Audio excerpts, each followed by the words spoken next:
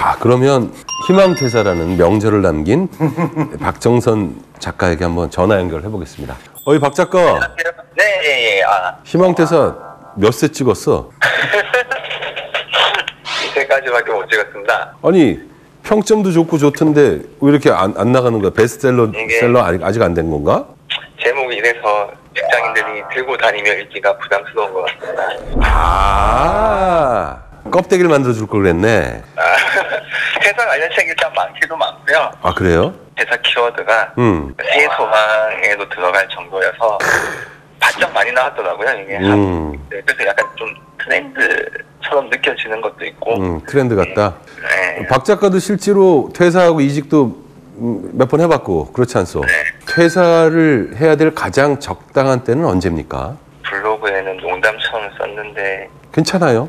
날이 좋아서 날이 좋지 않아서 날이 적당해서 다 퇴사를 꿈꾼다. 야이씨. 그 모든 날이 퇴사하기에 좋았습니다.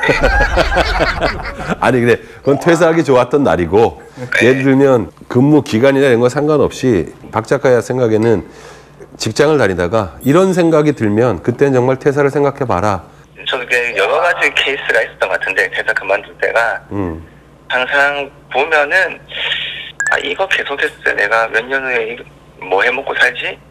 그러니까 뭔가 같은 일을 반복하고 있고 별로 발전이 없는 것 같은 느낌? 네, 그럴 때가 있고 두 번째는 뭔가 특히 스타트업 같은 경우에는 회사가 직원들 약간 갈아넣는 느낌. 아, 가둬놓는다? 갈아서. 간다? 갈아 넣어서 돈을 벌겠다. 뽕을 뽑는다? 네, 그런 식으로 약간 좀 뭐 직원들한테는 열정을 강요하지만 그것만큼의 모멘텀을 제공하지 못한 회사들. 그리고 이제 팀장 이상할 때. 팀장 이상할 때 가장 직장인들 제 회사 그만두고 싶을 때는 계속 바로 자기 위에 직속 상사가 이상한 경우가 제일 크잖아요. 사실 그런 부분들이 꽤 있죠.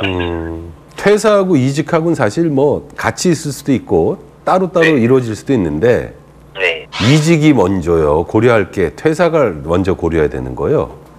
이 개념 자체를 사실 되게 명확하게 생각해 본 적은 없는데요. 이게 요즘에는 사람들이 퇴사가 그러니까 트렌드가 되면서 오히려 그냥 퇴사를 하고 나면 해방이라는 걸로 착각을 하는데 그게 이제 우리가 회사하고는 관계를 끊을 수가 있지만 기본적으로 밥벌이하고의 관계를 끊을 수는 없잖아요. 그렇죠. 네, 그렇기 때문에 사실 퇴사한 다음에 이직을 하는 경우도 있고 퇴사를 하고 나서 그럼 내가 뭘 할지를 고민을 하거나 하는 부분도 있어야 되기 때문에 저는 사실 퇴사라는 거는 퇴사 자체가 목적이 되거나 낭만화되면 안 된다고 생각을 해요. 무엇이든 그래서 내가 내 밥벌이와의 관계를 어떻게 이어갈 건지 그게 또 다른 직장이 될 수 있고 내가 지금 있는 회사 너무너무 이상해서 나한테 너무너무 스트레스 주고 나의 자존감을 말아먹고 내 인생을 갈아먹는 것 같으니까 퇴사는 할 수 있는데 그 와중에도 나의 다음 밥벌이가 뭐가 될지 내가 그래서 하고 싶은 게 뭘지는 고민이 있어야 된다고 생각을 하고요. 그런 관점에서 어떻게 보면 퇴사가 먼저냐 이직이 먼저냐라고 물어보시면 고려해야 될 게, 생각해야 될 게, 결정해야 될 게. 저는 이제 그게 이제 그 뒤에 그 밥벌이가 뭐가 됐든 어쨌든 간에 그래서 지금 내가 가지고 있는 역량들을 어떻게 새롭게 조립을 해서 새로운 밥벌이를 찾을 수 있을까? 그러니까 예를 들면 사람들이 이직이라고 해도 그냥 같은 업계 내에서 같은 일 비슷한 거 찾아서 계속 옮겨가는 경우가 많잖아요. 네. 그러면 사실 한 회사를 그만두고 퇴사를 했다라고 하더라도 새로운 회사에서 또 똑같은 고민을 똑같이 반복하는 경우들이 되게 많아요. 그러면서 이제 그냥 이 업계 좁으니까 내가 할 수 있는 게 여기서 여기고 만하고 이렇게 생각을 하는데 그러니까 후배들한테 특히 제일 많이 얘기해 주는 게 이직할 때 특히 당신이 지금 하고 있는 일, 하고 있는 업무를 가지고서 내가 뭘 할 수 있는지를 고민하지 말라라고 얘기하거든요.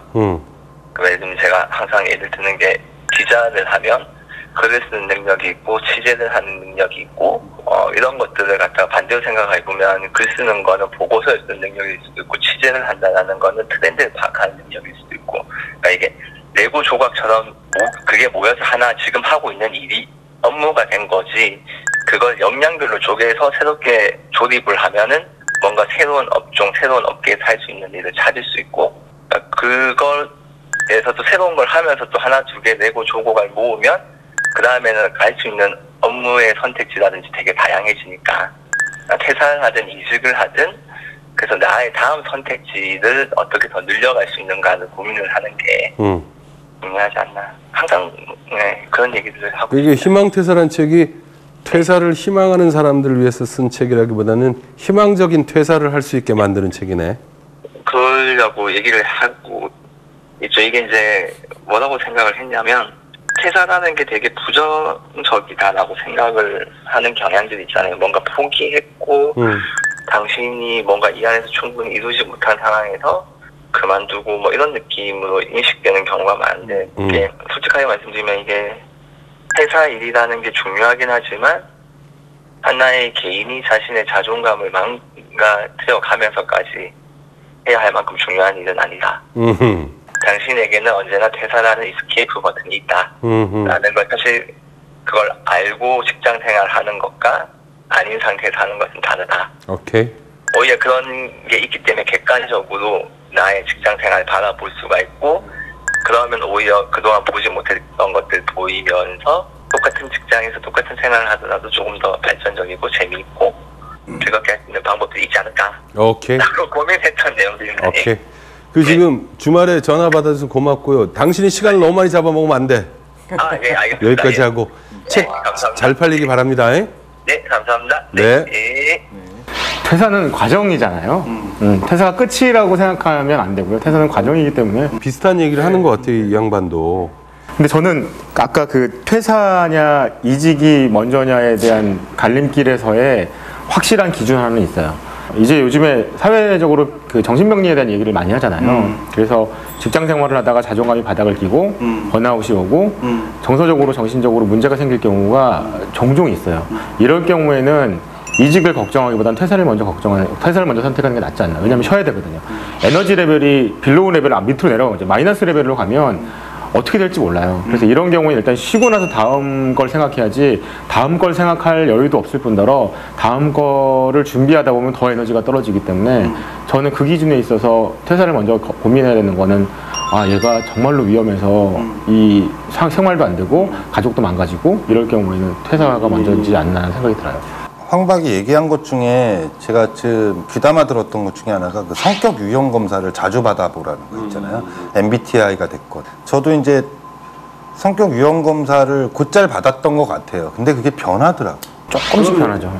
기본적인 건 안 바뀌지만 그리고 이제 이런 건 있어요. 사람이 성향을 뭐 16가지 뭐 몇 가지로 구분할 수 없고요. 그 안에는 수많은 소수점들이 있는 거죠. 근데 마치 이거를 얘는 이런 거야 라고 규정하는 게 그게 위험한 거죠. 그래서 사실은 그 MBTI 검사도 그 안에 많은 점수들이 척도들이 있어요. 그래서 0의 레벨에서 뭐 한 1, 2 정도 올라가면 언제든지 바뀔 수 있는 가능성이 있고 드라마틱한 체인지는 없지만 그래도 바뀔 수는 있죠. 아까 이 박정선 작가가 얘기할 때 들을 때 떠올랐던 얘기가 그냥 흔히 이 얘기 많이 하잖아요. 너 회사 그 회사 왜 관뒀어 했더니 비전이 없어서요. 그러니까 그게 그 말이 틀렸다는 게 아니라 그게 좀 저는 구체적이지 않다고 생각하거든요. 그 회사에 비전이 없어서요. 그럼 만약에 그 회사의 비전이 만약에 2020년 매출액 1,000억 달성이면 그 달성되면 뭐가 달라질 텐데. 제 개인적으로 정리한 건 한 조직 내에서 한 회사 내에서 내게 비전은 나와 같은 일을 하고 있는 나보다 5년 내지 한 10년 정도 선배가 그 회사에서 어떻게 대접을 받고 있고 사회적으로 어떤 식으로 평가되는지가 비전이라는 거거든요. 회사에 무슨 매출액이고 큰 게 아니라 초일류 기업 이런 게 아니라 그러니까 회사의 비전이 없어가 아니라 내가 잘한다고 생각하는 내 일을 나보다 5년, 10년 앞서 먼저 꾸준히 하고 있는 사람이 회사에서 이 정도밖에 대접을 못 받는 거야? 그럼 비전 없다는 거죠.